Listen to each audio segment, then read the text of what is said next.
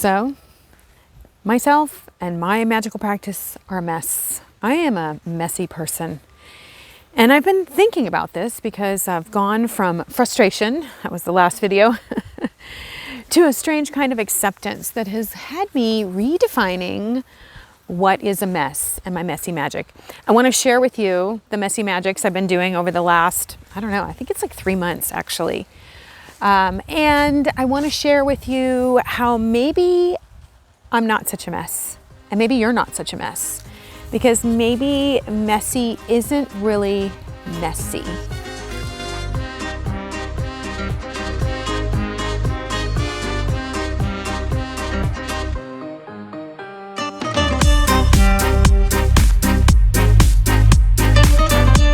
Hexa here on Natural Witchery. And welcome to my mess. Welcome to the farm. It's always messy here. Check it out.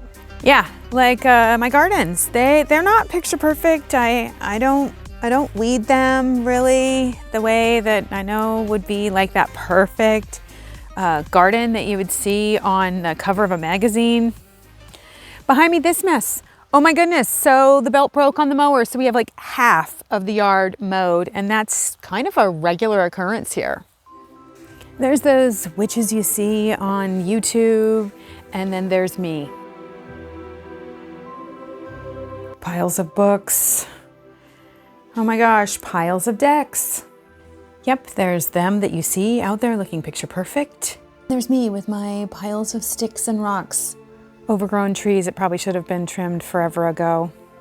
Here's the apple sticks that I cut so that I could do trellises. Sitting in a pile. Another pile.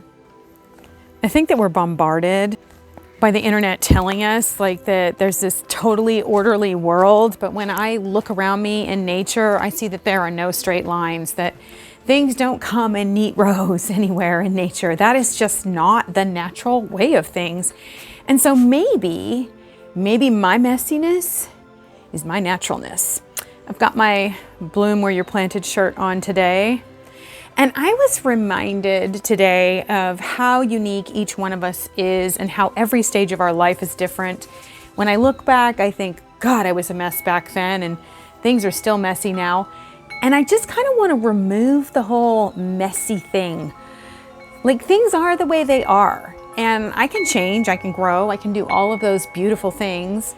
But if I'm constantly reaching for something outside of myself, then I'm missing where I'm planted at the moment and the beauty of what I have, what's mine, just the way that I do life and the way the farm grows and evolves and my magical practice. So I want to share with you a bunch of the magical things that I've been doing over the last few weeks, actually last few months, and how they turned out, like the spells, how they turned out, and just how magic is more than spells.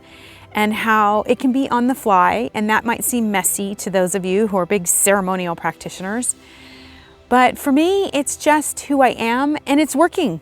It's working for me to accept that I'm not picture perfect, and I enjoy being not picture perfect. And that was something I really came to over the last month when I was going through this severe frustration phase. I actually like being kind of messy. I like being on the fly. I like being a dirty, grubby farm witch. I'm probably just never going to be that polished, and I don't think I'm supposed to be. And maybe you aren't either. Let me know down below, do you struggle with these ideas of what it means to be a magical practitioner? Do you struggle with how you need to look in society or what you need to say or do? I don't know. Getting older, I just don't give a flip anymore as much about that stuff. I mean, I don't want to be offensive or rude, but I also don't want to be trying to force this, I don't know, maybe star-shaped peg into a round hole. One of the gifts of the divine frustration that I was in there for honestly a couple months that I talked about in my last video is that I just came to a place of having to slow down and just be present with myself and allow myself to see what wasn't working. I think it's such a gift and it's such a part of the magical ride. One of the big revelations that I had during this time was that we live on the wheel. We live on the wheel. We are singing the wheel. Our lives are singing the wheel that's constantly turning.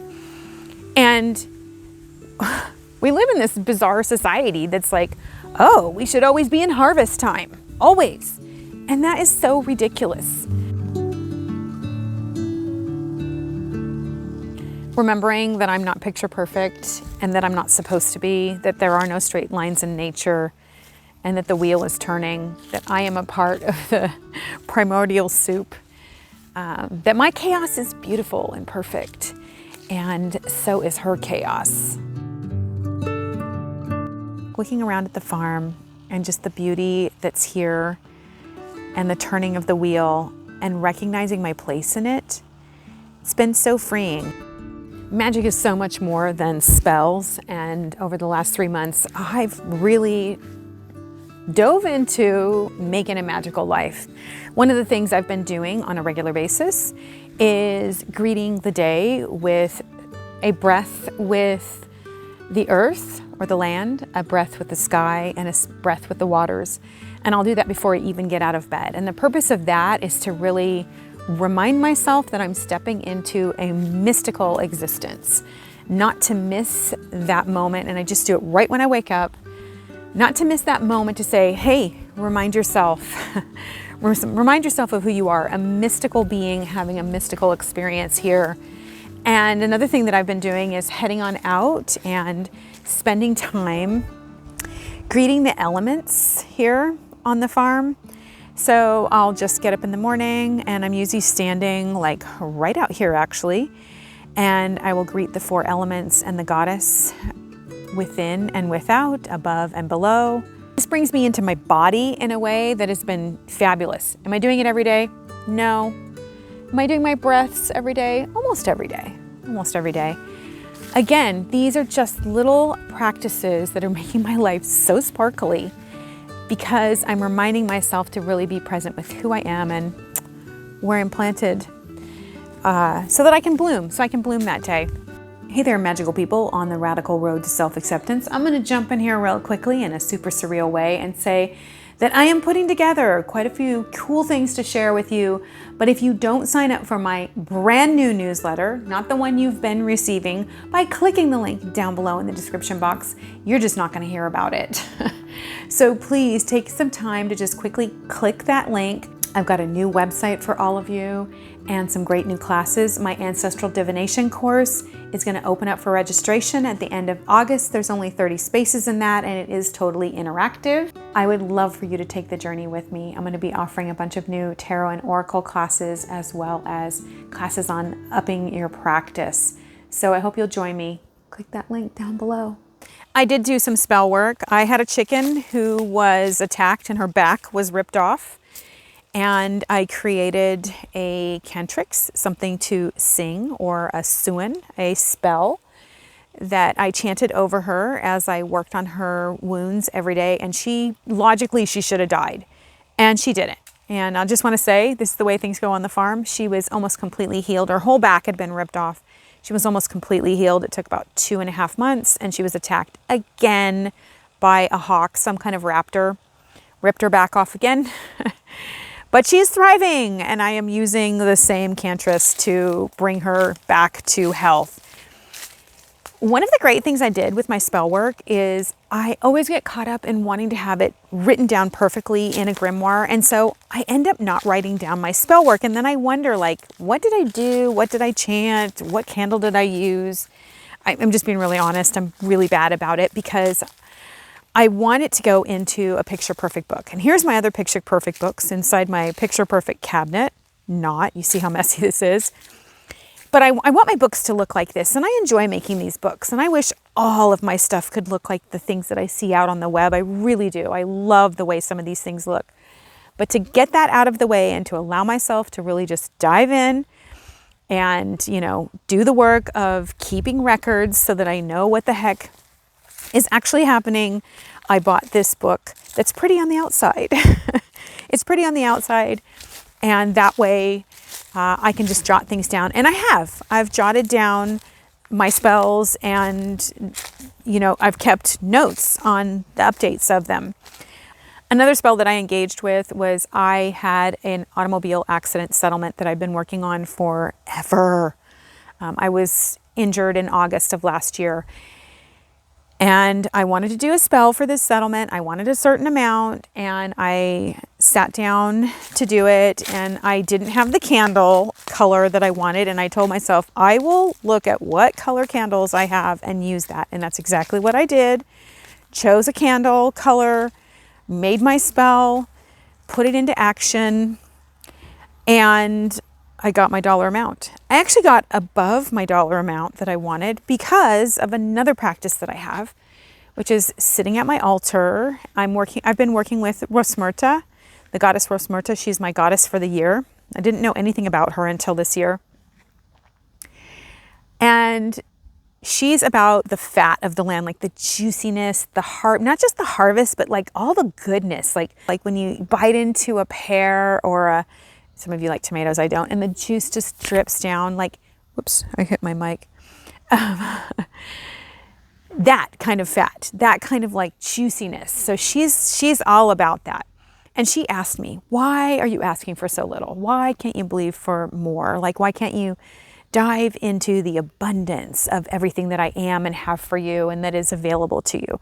And so I have to be honest, my faith was kind of weak, and I think faith is important as we do spell work, but I believe in her. So I said, you go, girl, you make it happen. And she did. So way above and beyond. That was kind of an interesting lesson in tapping into the faith I have in Goddess and that connection. That has been a beautiful journey. How many of you have relationships with deities out there or with spirit animals? Because I have spirit animals too that I work with. And you find that their magic can actually carry you to places that you couldn't go on your own. The other thing I did is I harvested a ton of herbs, and I did it at the wrong time of the day. So, you're supposed to harvest your chamomile in the morning before the sun is up, but I couldn't do that. But you know what? I have chamomile now for the winter, and it may not be the most potent that it would have been if I had waited, but I did it, and it felt really good to get out there and harvest enough calendula to last me for, all the way through to next year for sure, and even have some to give away. I got out and got lavender. The lavender buds were already starting to open, but I have lavender to make soap with and do other things this year. Another beautiful thing I did was I cut the old lavender that was like dried on the plant, and I threw it down on the path. And so every time myself or my animals walked over it, it was this beautiful fragrance of grandmother lavender, like reaching up and kind of caressing me. Just finding ways to engage with my life and with nature like this, like, oh, I really wanted to get some lavender. It's the wrong time of day. I'm not going to let that stop me. I'm going to get out there and I'm going to do it right now. And I'm going to be present. I'm going to bloom. I'm going to bloom where I'm planted. I'm going to recognize where I'm at. That this is what I have right now to give. And this is the place of juiciness for me. I'm so grateful for my divine frustration that brought me into greater relationship with the song of the wheel. I know that when I tap into that song and I acknowledge that song within myself, within my life, within my circumstances, within the people around me, that I can find a place where I'm in sync and I can actually be that star-shaped peg that fits perfectly in the universe. I am not messy. I'm just not a straight line. I am a beautiful, primordial being of divine chaos and potentiality. And the more I dive into that, the more I feel freed into who I am and the authenticity of who I am. I hope that everybody watching this, if you actually made it to the end, leave me 3 stars down below. I hope that you feel permission to be yourself, not because I've given it to you, but because you've given it to yourself. I hope that you have permission from yourself to receive all the goodies from the universe and to partake and be a part of what's going on and enjoy the rhythms of life in your unique way, a way that is pear-shaped or star-shaped or triangle, or maybe you are a round peg. Lucky you. Whatever that is, that you just have the bravery to relax into that and enjoy being all of the yummy, sparkly, magical person that you really are. Thanks for being here, and don't forget to sign up for my newsletter down below.